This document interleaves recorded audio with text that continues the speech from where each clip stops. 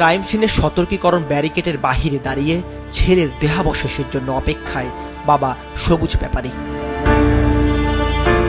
গত বছরের 19 জুলাই রাজধানীর বাড্ডায় ছাত্র জনতার আন্দোলনে পুলিশের গুলিতে শহীদ হন পারভেজ ব্যাপারী।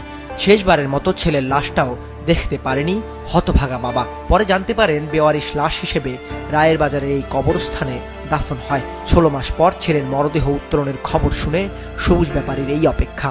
ছেলে লেগে তো সব করছে, ছেলের পাম কই, আমার সব কিছু দিলে তো আর হইব না, ছেলে তো আর পাইতাম না। আমি আমার ঘরের বাতি আমার এক ছেলেই নাই, মানে আমার থাও না থাও এক সময়।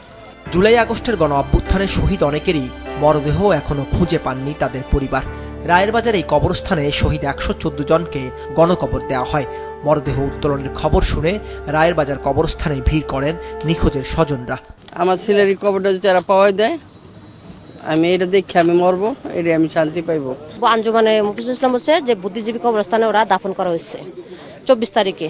পরিচয় ফাইন্ড আউট করলে তাদের যে আমাদের ছেলে মেয়ে যারা অকাতরে মনে করে প্রাণ দিয়েছে রাষ্ট্রের জন্য, অন্তর্পক্ষে কিছুটা হইলেও যেন সমস্যা, এই যে কষ্টটা যেন দূর হবে।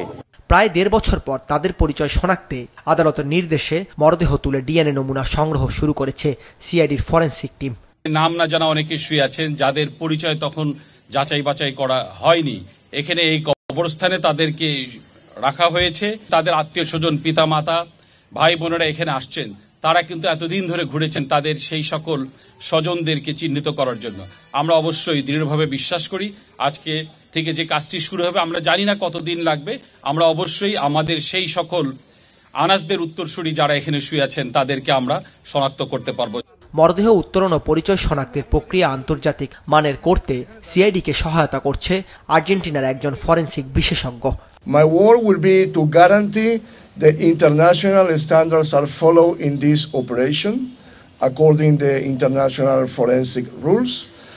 As far as I've seen until today, the organization has been excellent. নিখোঁজের স্বজনদের সিআইডিতে গিয়ে ডিএনএ নমুনা জমা দেওয়ার অনুরোধ জানিয়েছে সিআইডি। দাউদ হাসান, মাছরাঙা সংবাদ, ঢাকা।